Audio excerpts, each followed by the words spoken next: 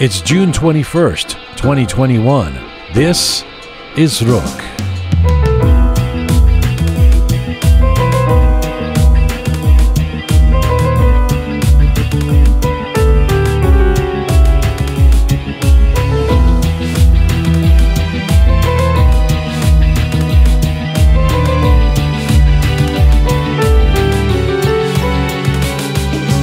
Well, with an ever-increasing number of Iranians living outside of Iran, how do you teach your kids to speak or retain Persian?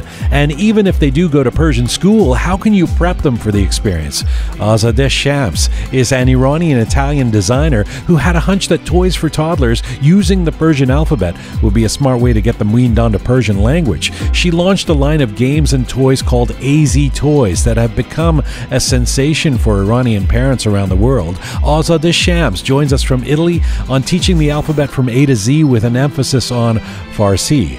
Plus, we have your letters. This is Conversations from, to, and about the Iranian diaspora. I'm Jian Ghomeshi. This is Roqe.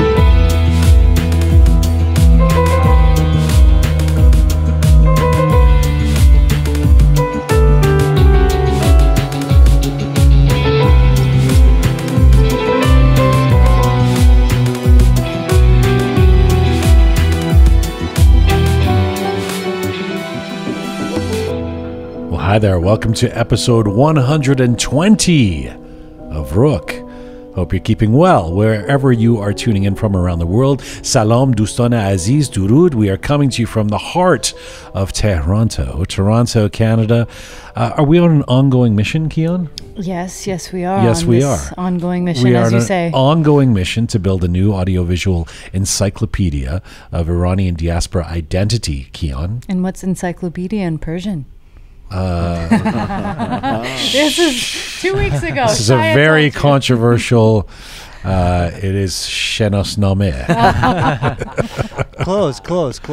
No, I know what it is, but I don't know that fancy word, that the Arabic one. Coming to you on roqemedia.com. All things Roqe. The website is roqemedia.com, or if you want to head straight to any of our platforms, Spotify, SoundCloud, Instagram, YouTube, Apple Podcasts, CastBox, and Telegram. And on all of those channels, it's Roqe Media is where you go. Azadeh Shams joining me in just a little while from Milan, Italy. Did you go to Persian school, Kian? Of course I did. Didn't every Persian kid get forced into going to Persian school? See, I went for a little bit, and then we left England, came to Canada. Oh, lucky and you.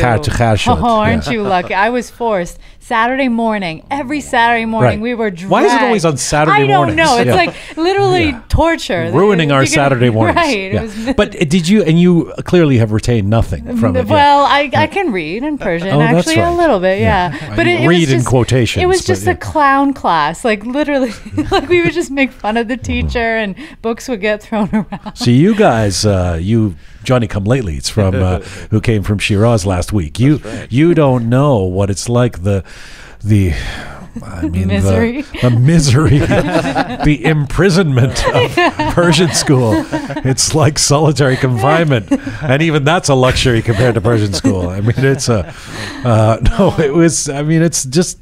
I don't even know. I guess as a kid, now I think, man, I should have embraced those classes, embraced the teacher. Thank you for teaching me, and learned more, and invested more. But at the time, it just seems like, really, I'm missing Saturday morning cartoons to come to this, schoolhouse.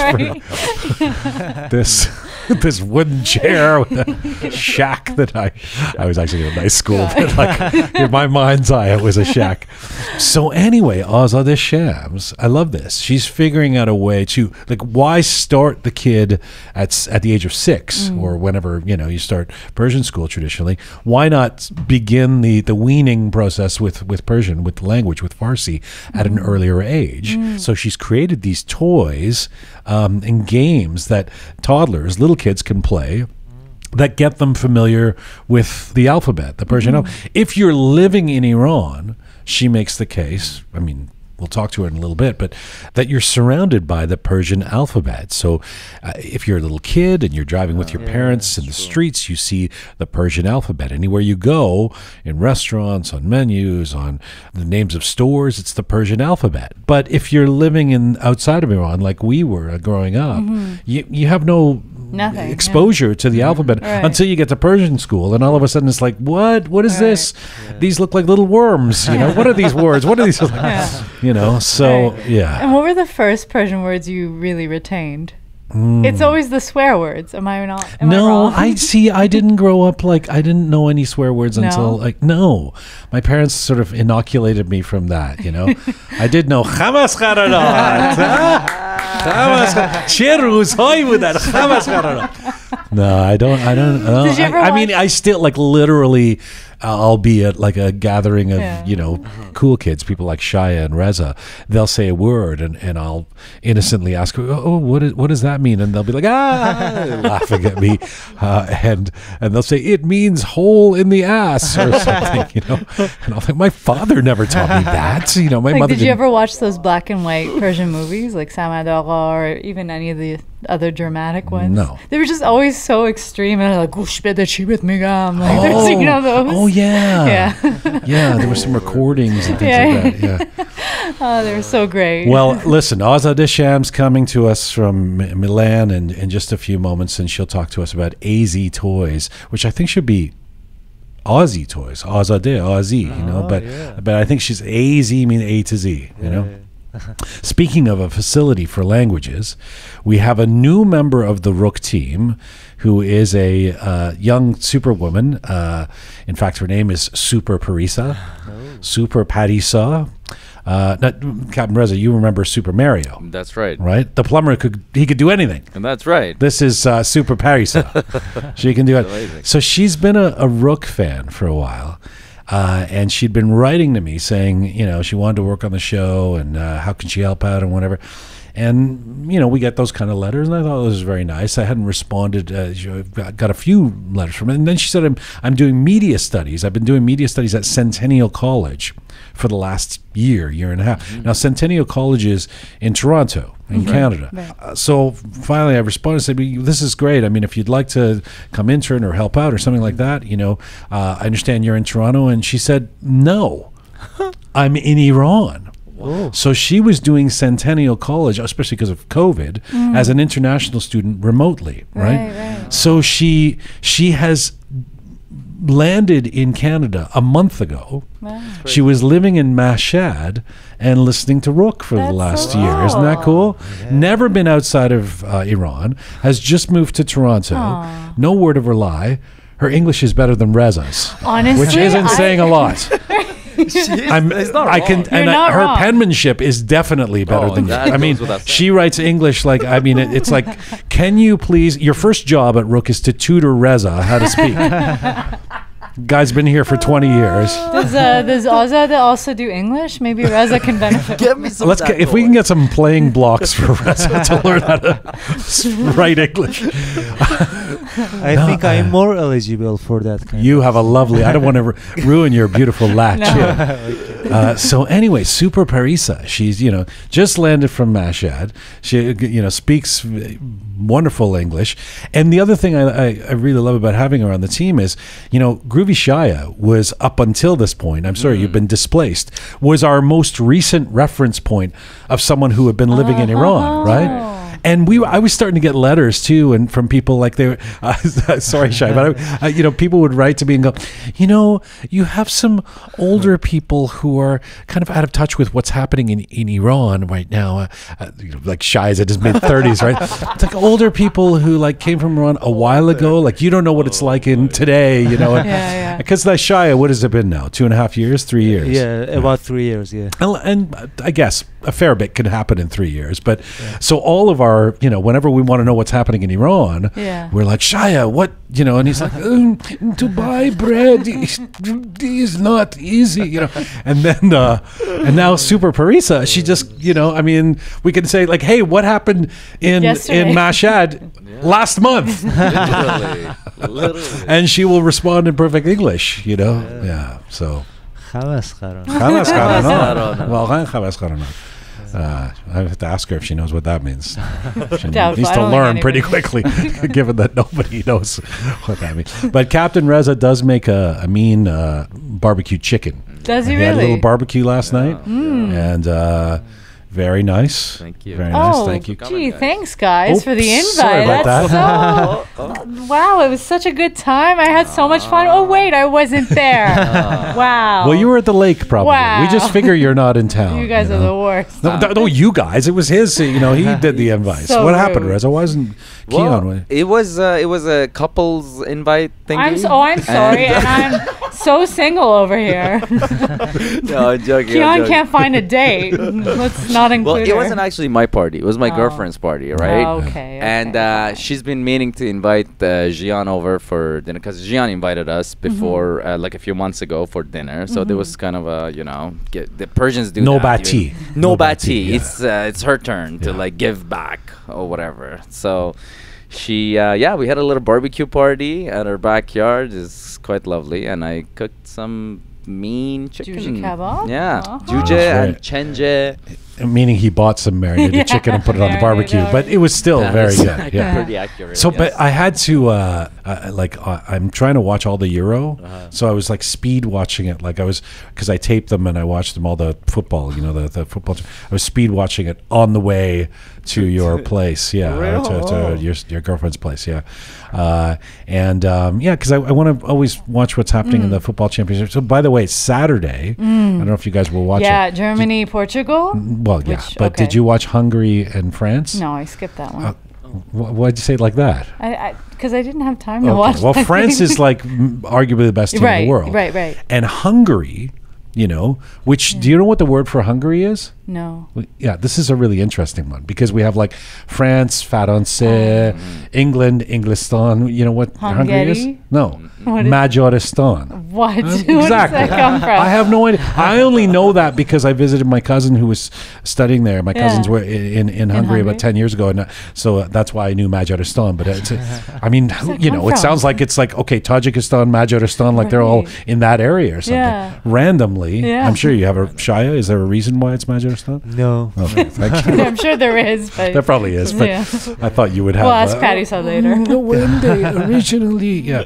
So Hungary, which is obviously the underdog when playing France, tied France. Wow. I didn't even know that. Wow. That's right. Yeah, they scored. They scored the first goal. Then Griezmann. Then France, crazy. tied it. Yeah, it was crazy. And Yeah. and when Hungary scored, Oogie, my French bulldog, was in the room, and now sometimes he hears like the crowd screams or something like that, so that gets him up and he gets it. But Hungary scored and he ran around in a circle. He was like, and then I remembered. Do you know this? No. I think I've mentioned it before. You guys have forgotten. Oogie's actually an immigrant. From Hungary? And where is Oogie from? Is he from Hungary? He's from Majaristan? Hungary. So Oogie knew, like Oogie was somehow watching and was like, "These are my people, Wow. the Hungarians." No way. And the paradox is that he's a French bulldog. Yeah. How does Oh, that there's a make- lot of paradoxes. Believe me, I got him from a purebred Canadian breeder, and then found out he was from Hungary. But I love that he's an immigrant. He's bicultural, like we are. And I'm teaching him Farsi with the help of Azitoys. So Oogie did a little dance for Majoristan. Don't you love that? I love it. If you like what you hear on this program, please head to our website and become a patron of Roqe. For $5 or $10 a month, you can help us crowdsource this effort, to this project. It's at roqemedia.com. Go to the Support Us button, and it's pretty simple from there.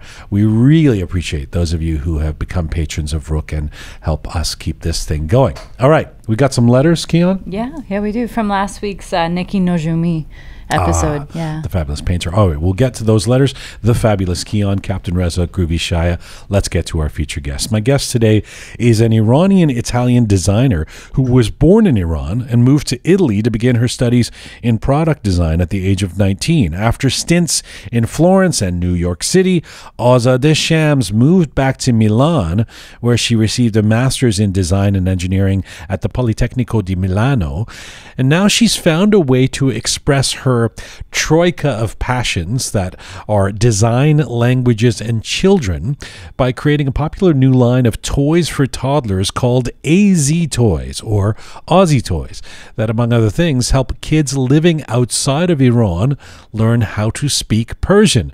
Right now, Azadeh Shams joins me from Milan, Italy today. Hello. Hi, how are you? Thank you for having me. I'm so thrilled to have you on the show. Thank you for doing this. You know, I'm happy we're doing this interview in English because this is an English program.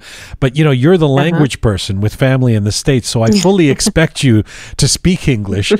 But I must say, it is very impressive that I understand you can fluently speak in Persian, in Italian, in English, and in German, right?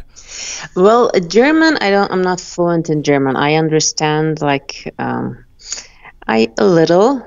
Your husband is Swiss and Austrian, so his language growing up was German, right? Yes, he was born and raised in a German family, but in Italy. So he's exactly bilingual. He learned Italian from the society and outside, and German from the family and school. So he's real bilingual. When you guys get into a fight, you're yelling in Persian and he's yelling in German? Exactly. That's the best fight we have. You know, you are, I think you're proof of your own mission in that you live in Milan, you're married to a German guy, and yet your kid's first language is Persian. It's very impressive. Did you anticipate you would have such multilingual progeny? No, honestly, no, because I saw so many the relatives, family, friends that their children grew up outside Iran, and Farsi is not their first language. They might speak it, but it's not their first language. They don't prefer to speak Farsi with their friends and sisters or brothers, with the family member, if they don't have to, if they don't have grandmother or grandfather around, or they are not, the family forced them to speak. But it didn't happen to me. I don't know. My daughter still speaks Farsi with her brother, even if I'm not around, even if they are at home with their dad. They speak Farsi to each other. The kids. Yes, to each other. Wow. Wow. That's amazing. I mean, sometimes I come back home and I hear them because we're in the first floor, so I hear them from the street also, the kids yell. And they're speaking Farsi. I'm like, oh my God, they're alone. I'm not around. I know their dad doesn't understand. Kids get that they need to speak a language that people around them should understand. But sure. In my case, it didn't happen, so that's amazing. Let me come back to that. The imperative of the second generation parent to the kid, and what language you're going to bring them up in. Because I want to talk about that in terms of the reaction you've gotten to your toy line. But let me start with this: did you ever expect that you would be an educational toy designer in Italy when you were a young art student in Iran? No, not at all. No, I wanted to be an architect, but the life has changed my decisions, and now here I am. No, I've never thought that I will be educational toy designer. Never, even 6 years ago. Right, and Deanna is 6 years old, right? Your oldest child. Deanna, yes, Deanna is 7. Almost. So things changed when you had kids. Nevertheless, whether this was your dream or not to be a toy designer, you're very passionate about it, and you are passionate about how the tools that kids play with can really shape how they grow up and who they become. I've heard you say in an interview, Azadeh, mind you said this in Farsi. For us, these are just toys, but for the kids, this is life. What does that mean when you say that?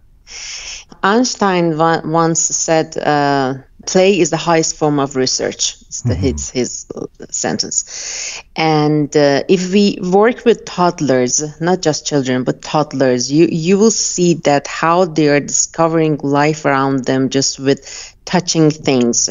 And they make them, for us, they call it toys.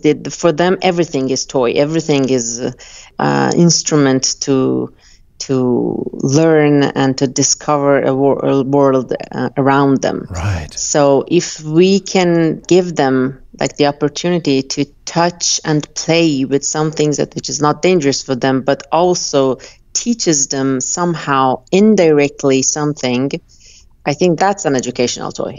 And what did it, so I'm guessing that when you wanted to invent something with Azitoys that you felt didn't exist, was it the component of young toddlers, particularly young children, learning from what they play with?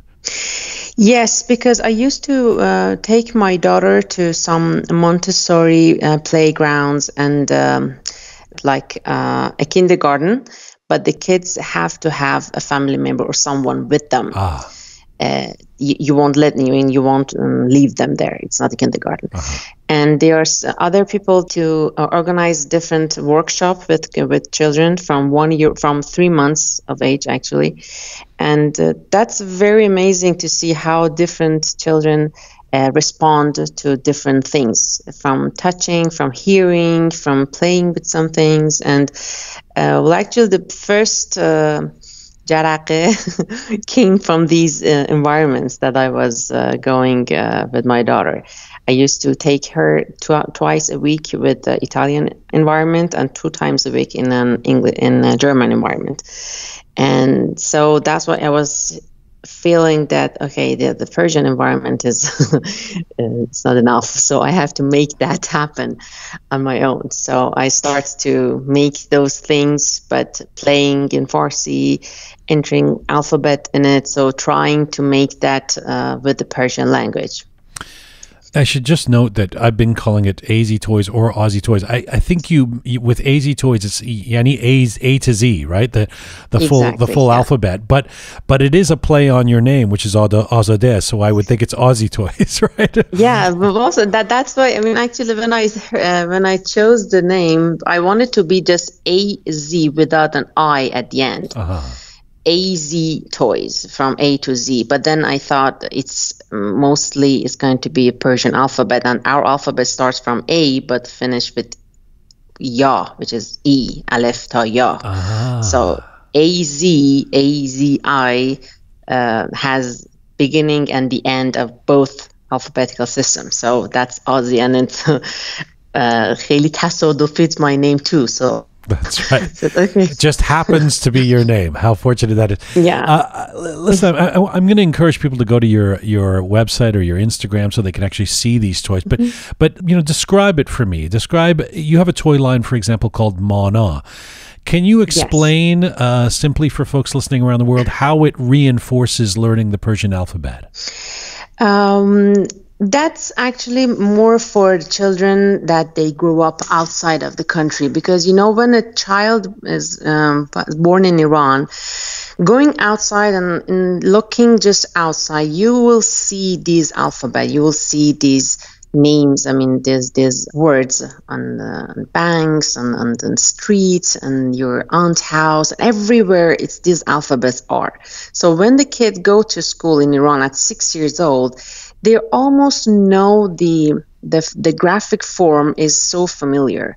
But when a kid grow up outside of a country, it's like it's so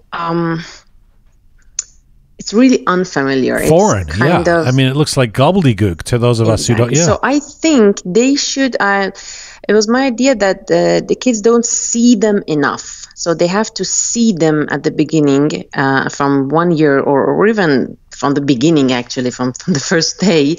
And they can have a kind of connection with these alphabet. Because when a child grew up in US or born in US, and 6 years old, when they go to Persian school, they already know how to read and write probably in English. They already know how to communicate. They don't need to see that, to know that alphabet. And they're doing it to just make their parents probably. I mean, maybe 80%, 20%. Okay, now maybe they really want to learn.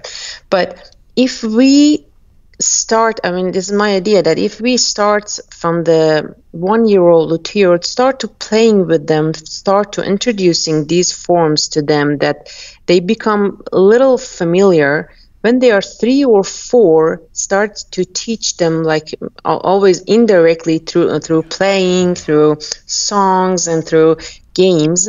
They will learn that automatically, and they don't know what happened. You know, at 6 years, like my daughter, that's my case study actually.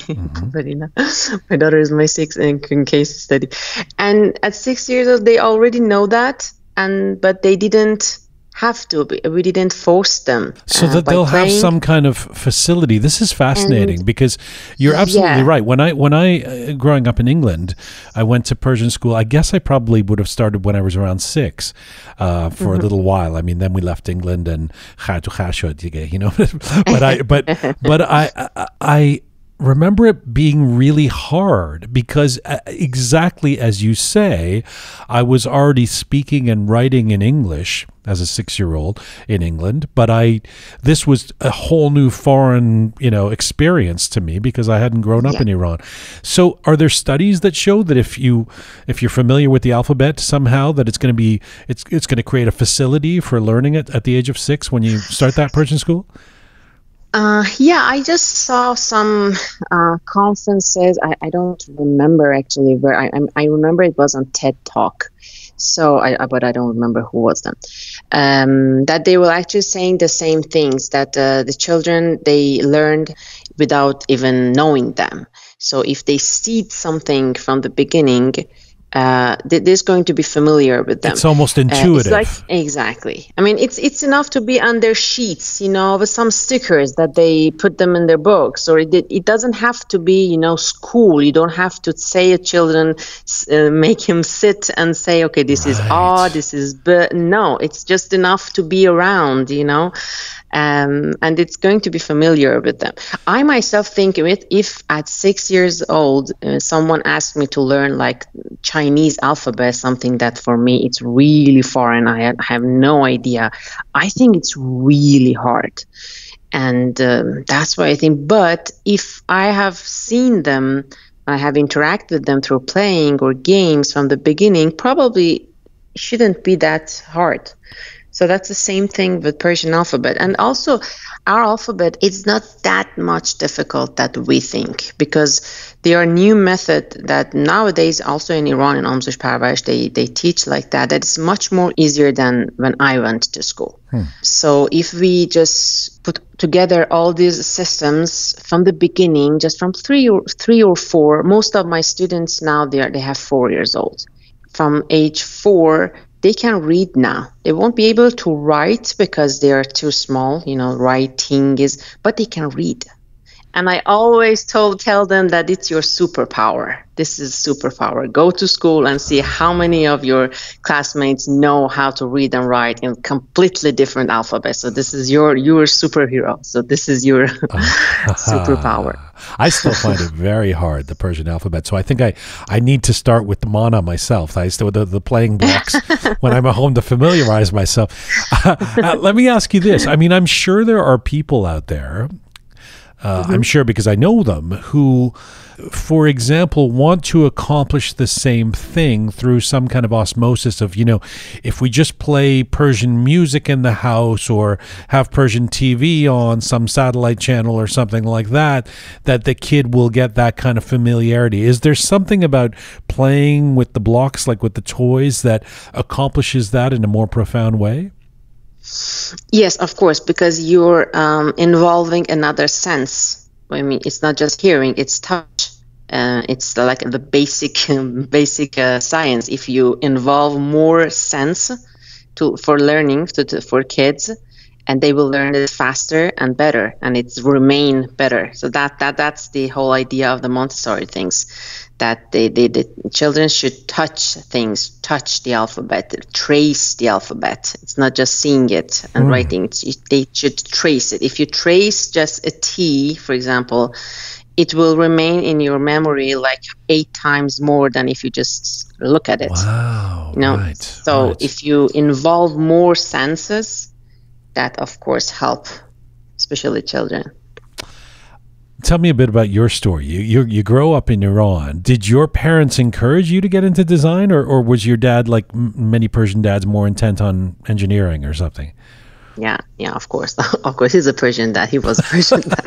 Yeah, he wanted he wanted me to be an engineer, and my mom was hoping me to be a doctor, of course. and I went to art school. So that's, I think it's a very common story. No, they didn't want me to. For them, it wasn't very serious job. I mean, you can have art, you can do this maskarbazi beside being engineer, Right. or you can be doctor and draw, Right. So, what about now that, I mean, how does your mom feel about the fact that you've invented this popular, these toys now? I mean, no, she's very happy. She's very happy. And I have to say, now, she was very supportive. She was really supportive. Now, my dad wasn't even agree with me to come to Italy. Well, I was going to say, your parents must have been supportive enough to let a 19-year-old Persian girl who had just been living in Tehran to go to Florence by herself and take design. I mean, that's a shot in the arm of support, right? There's some parents who wouldn't allow that. Yes. I mean, right now, if I think that my daughter at 19 years old wants to go to a country that I've never been there, I don't know the language, I don't know the history, we have no one there, we didn't have even one friend here. So, yeah, I thank them always for that. So, what was it like for you when you got to Florence as a 19-year-old? Was it everything you had dreamed of? No, I've never dreamed of Florence, but now, yes. Now it's. I'm very happy that I was there, but I didn't want to go to Florence. I wanted to go to France. I didn't want to even go to Italy at first. But then, after some years, I fell in love with this country. Now, I'm really lucky because, yes, it's the most beautiful city in Italy, in one of the most beautiful cities in the world. Yes, but. From the language point of view, I was lucky to be there because I don't want to go to the history, but Italian language comes from Florence. It was the Florence language that they choose for the national language. So they speak the real Italian there. And when I learned Italian there, now I say some things. I can conjugate verbs or grammatical points that maybe the people of Milan do not know. And because Italian language is a very new language for the people. It's not like Farsi. It's very new. It's like 400 years. So there are so many people that make mistakes, grammatical mistakes that... wait a minute. Hang on a second. The Italian language is only 400 years old? The Italian that we call it now, yes, it Wow. was they call it lingua volgare. It was زبان کوچه بازار مردم Florence, but so like a street language. Exactly, it was a street language. And Dante, it was actually the first person one of the most important person who decided to use that language to write Divina Commedia لاهیش رو نوشت با اون زبان. Right. I was telling that other people in another city, they are speaking Italian for 4 or 5 generations, not more than that. But people of Florence, no. So I told you all these things to see. I was lucky because I learned Italian language and Italian culture from the city of Renaissance. From the city of where the language was born, and that's I feel really lucky. So now let me ask you about this decision, as I said earlier, that I want to come back to. A lot of parents of first or second generation kids struggle with what language to speak at home, how much of the ancestral culture to bring into their kids' lives. What kind of conversations were you having with your husband, who is Swiss, Austrian, German-speaking, living in Italy with you? And what have you learned about the kind of conversations people have about this through the products that you've developed? Well, raising multilingual child is it's easy, but not very difficult at the same time, because if the parents agree with each other, if they are okay with that, everything is super easy. Everything is depend on them. Depends on parents. That doesn't depend on the child. Doesn't depend on which country you live in. It depends on father and mother, and that's it. I'm pretty sure if my daughter will see me speaking Italian with her, even few words, even in just rare situation, she will respond in Italian and she won't speak Farsi. But when she sees that I don't care what people say, I don't care where we are, and I don't care who is looking at us. I will speak Farsi to her, and I don't care. But I'm a very social person too, so I just found a way that, you know, even if it seems awkward, but I try to find a way to I translate for them with the smile, but when I look at my daughter, I speak Farsi. That's it. There's no way. I don't know if this is a strange question, but when one parent is completely fluent in a language, and it is their ancestral culture language, and the kids learn that language, does it, in terms of the politics of the home and the equity between the two parents, does it give, I mean, when you talk about superpowers, is it an unfair advantage, or does it somehow make the kids build a stronger bond with you if they can speak a language with you that your husband can't speak? Well, yeah, I mean, that's of course, that's it's a tough one. That's a bad situation for parents, because now my children speaks the language that we don't understand. I mean, I don't understand German, he doesn't understand Farsi, but they know both. So I mean, it's a disadvantage for parents, not for the children. If you were to be Roqe about this, has there ever been a situation, I mean, maybe where your husband would say, why do they know so much Farsi? It's putting me in a weird position that they're speaking Persian all the time. No, he've never said that. But even if he thinks that, I mean, we were in so many situations when we are in Austria with Austrian parent. Everybody speaks German, and I don't understand that much. Especially if they are speaking Austrian with accent and dialect, I don't understand a word. But I'm there and enjoying, and the only thing that I'm feeling is I'm feeling so proud of these little children that they know something that me and 40 years old I don't. He's just 4 years old, and I'm just amazed by their power, and I'm just proud. I don't care if they are talking bad behind my back or anything they're saying, even to me. I don't care, but it's just amazing to see how human being is capable of. Yes. And everything else, whatever they say, is just, I don't care. I'm just looking at this image, and I think my husband is the same too. I mean, I look at them sometimes that we are arguing in Farsi, and we are like yelling, and he's just looking at us with a smile, even if I'm telling him, okay, but he's looking at us with a smile, doesn't understand what I'm saying.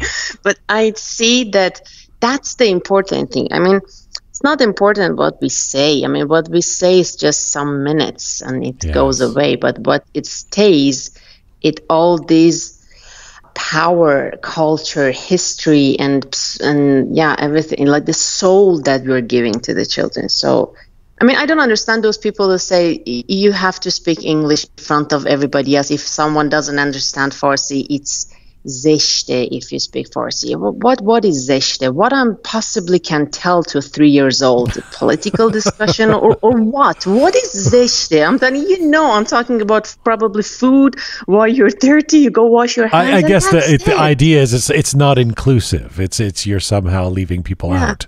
Now let me get back to the toys. But by the way, that was very beautiful what you just said about the wonder of watching these kids. It is amazing. Watch multilingual kids. In fact, multilingual people I'm so inspired by. I especially for the most part living in North America, I've always said this, but in a place like Canada, despite the fact that it is as multiracial and it is as much of a mosaic as it is, you're hard pressed to find people here who speak more than say 2 languages at most. Where you go to continental Europe and in a place like Denmark, and everybody just speaks 5 languages, 6 languages, and it's just incredible. It's really, really beautiful and smart. People. There's something that you have, as you say, a superpower. The more languages you just kind of have this in with different cultures and different ideas. Exactly. To get back to your toys, where do you want to take this, Azadeh?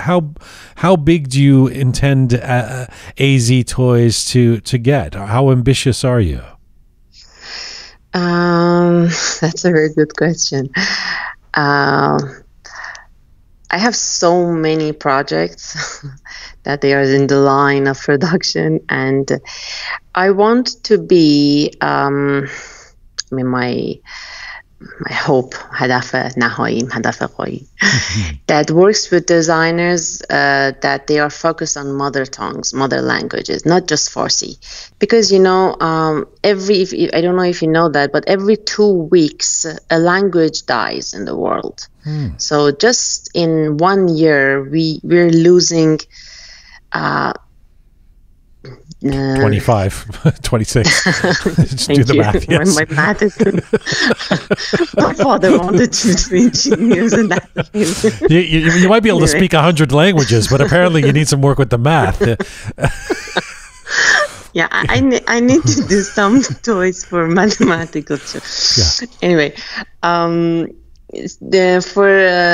just to work with the designers or people who want these languages to stay. It's not just Farsi. I have a friend, he is from Israel, and I was talking to him, and we are making a project together with Hebrew alphabet. Yeah. And that's the whole thing that I wanted to do. With not just Farsi, but go with the language, but just encourage people to speak the language, because so many people can be bilingual and they are losing this opportunity just for, I think for not enough reasons.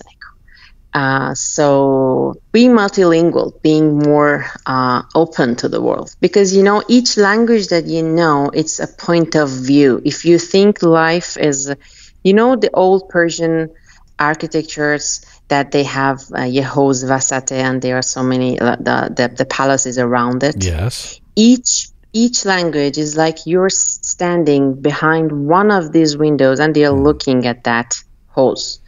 If you know 2 or 3 languages, you have more point of view. Perspective. And of course, you will see other realities.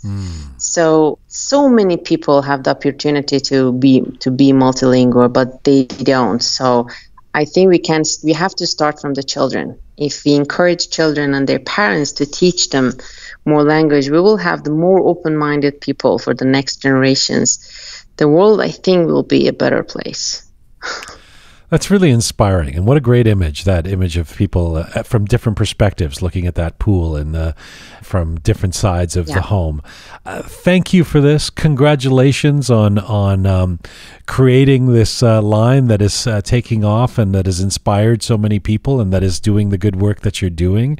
And thank you so much. It's very exciting to know that we have someone in Milan that we can come and visit. And of course, unfortunately, not in Florence anymore. Well, no, I'll take Milan anyway. That's it's been a pleasure, and I hope to talk to you again. And I hope for big growth in Azitoys over the years. And I'm sure many people will be most interested with this interview to check it out and to, I guess, order your products. You go to the website, right? Is that how we do this? Yes. All right. Thank you so much for having me. It was a very good, I had a very good talk. I feel really rock about everything. It's so comfortable. Merci. Thank you. Arrivederci.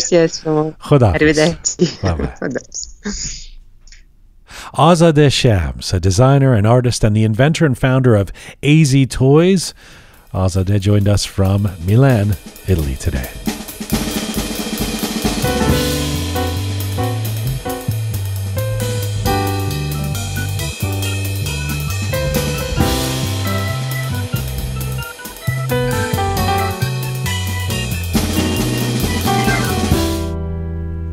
All right, microphone's back on for Captain Reza, Groovy Shia, and the fabulous Keon. How about that, Keon? Azitoys. Yeah, it's interesting. She brought up a point that I never really, I guess it never hit me till this interview. As a kid, you start learning pretty early on. So if you expose kids to things, they will like subconsciously pick it up. So it's interesting. Didn't think It of it really that way. makes those formative years are so important, right? Before you get to, and it's kind of sad. You realize like the older you get, the facility for languages and all that. You're right. Yeah, it becomes more difficult. Captain Reza? Yeah, it's very true. I completely agree with Kiana, and I didn't notice that until she was mentioning it. You kind of reflect back. I was remembering back then when I was in Iran, like, and I was little. I was like 6, 7 years old. And we would drive down the street. I would read the signs in the street, and I would get them half right. My mom would correct me. She'd be like, "No, this says like shoe store or whatever." And it was so interesting because thinking about it, I was learning more about the actual language, not like academically and like grammatically speaking, but the actual like conversational language from what I was reading in the streets and the conversations I would hear, as opposed to at school. And also one thing that I'm wondering, if you try to incorporate your other senses into learning the language, you learn it more comprehensively and better, as opposed to just trying to memorize vocabularies. For kids, it's most certainly the case, but because I've been trying to learn like French, like seeing the alphabet, and so I'm wondering if that applies to adults as well, or if it's just for kids. Yeah, certainly not to our staff. Who Ponce the artist, who's been here for at least 4 years, and but you know, it also depends on where you're located in the country and who your community is. I mean, this is a pet peeve of mine, but we're learning this with a lot of Persians now who come to, I started the show jokingly saying Toronto, but there are parts of Toronto now that are so Iranian that if you can transplant yourself here, literally, and not have any reason to speak English ever. That's true. You know, and so the notion that you're coming to an English language speaking country and therefore you're going to learn English is undermined by the fact that your entire circle is just Persian. I'm going to go to this store, and then I'm going to talk to this person, then I'm going to live with someone who's a Persian, and that's all I deal in, you know. So you kind of almost have to induce the exposure to different languages. I mean, I just love the notion of her family, like the triculturalism in her family of her being Iranian-Italian, and then her husband being Swiss and Austrian, and then the kids speaking German and Farsi and Italian, and they can speak to them in different language. And then she says that the kids' main language, when they're speaking to each other, is Persian. I thought that was fascinating. Yes. That's I mean, that's just fascinating, right? Yes. That rarely ever happens. Yeah. I love that metaphor of an old architecture, that if you know each language gives you a new window to the yard. You know? I love that metaphor. It's beautiful. Yeah, and also I thought that even learning music is like a language, and it also gives you another window to the yard. Yes. Interesting. Yeah. And is it like that? Like, because I've heard that when you learn like the second language, learning the third language is much easier. Well, you don't have to hear that. I feel like that's kind of obvious. Those of us who've grown up knowing more than one language as we were growing up have a facility for languages that those who are unilingual don't have. I mean, I think that's borne out in Europe, right? Where people just walking around speaking 5 languages, and they can pick up a new one, and it seems like it's nobody's business. It's easy, whereas it's very hard. I mean, trying to teach somebody who only speaks English, Persian, is very, very hard. That's true. But does that, Shia, do you think that applies to music as well? Like, if you know one instrument, is it easier to learn another one? 100%. Right? Yeah. Yes. Yeah, because you know the basic. Yeah. Absolutely. Yeah. Interesting. And also, if you know how to read music, that also helps to learn music easily, because some people learn music just by their ear, which is good, but if you can read the music, it gives you another window to see music. Interesting. Fascinating. All right. Thank you to Azadeh Shams for coming on our show. Let's get to Letters of the Week.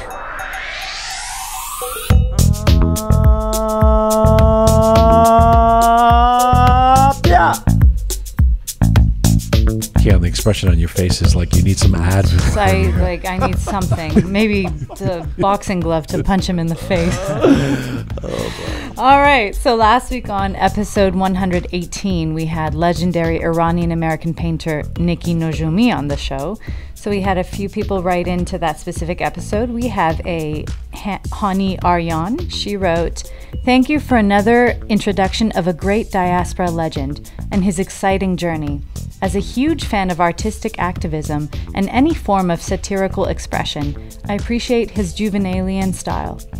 His lovely personality and storytelling was the highlight, and the beard story was both inspiring and humorous. Love this when describing the undertone of his work. Dark minor chord. Great conversation, and as always, a well-crafted interview." Nice. Thank you, Hani. And then we have Zoya Katsuli wrote, "It is interesting to know him as an artist and get familiar with his work. No country can properly develop without freedom of expression to its artists. Art was always censored under dictator governments. I'm sad he hasn't got the recognition that he deserves. Thank you, Roqe, for this interview." Well, he's got a fair bit of recognition. He's in the British Museum and That's right. the Met, but yeah, it'd be nice if he would get even more. You're right. And then we have Shahla Taher wrote, "I admire all your interviews from which I learn a lot. All about art, culture, music, sports, and so on. People you represent can be ideal characters for our youth who live in Iran or any other country in the world. And your program is the best time I have as a retired teacher." Oh, that's nice. Retired Very teacher. sweet. Shout out to the teachers. Thank you, Shadla John. Appreciate that.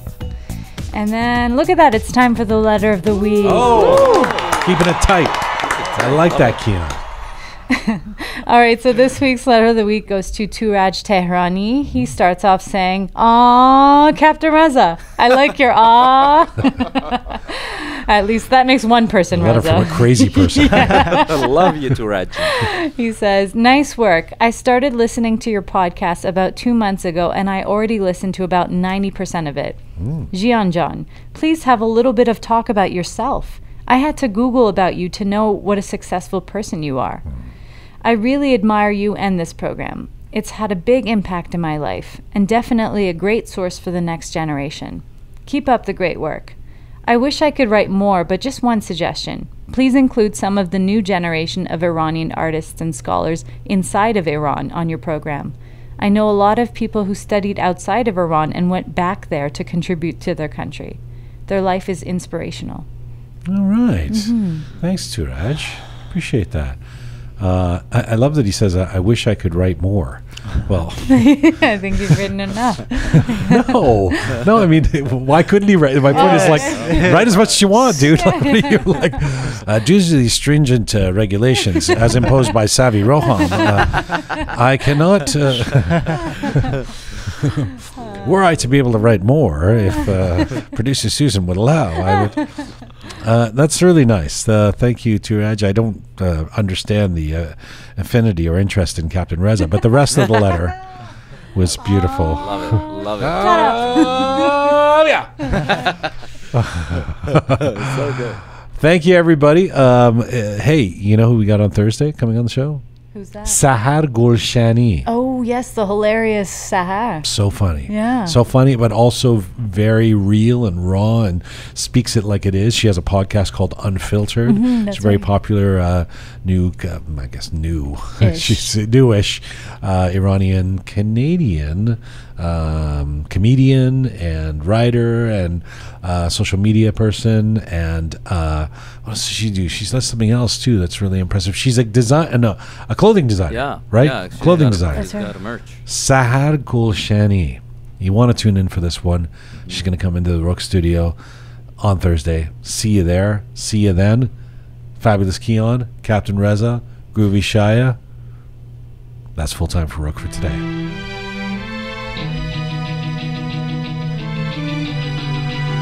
For all things Roqe related, head to our website, roqemedia.com. Check out some of Ponta the artist's handiwork on that website, roqemedia.com. It's also where you can become a patron of our program by pressing the Support Us button. Thanks to the amazing team who put this show together. Producer Susan Ponta, the artist, Thoughtful Nagin, the fabulous Kian, Savvy Roham, Merdad, sponsorship Sean, Super Parisa, Captain Reza, and Groovy Shia. Thank you to all of you out there supporting us and sharing our content. Please subscribe if you have not done so already on any of our platforms. That is free. And you can find me on Instagram at Jian Ghomeshi. In the meantime, as we say, Mizun Mashi.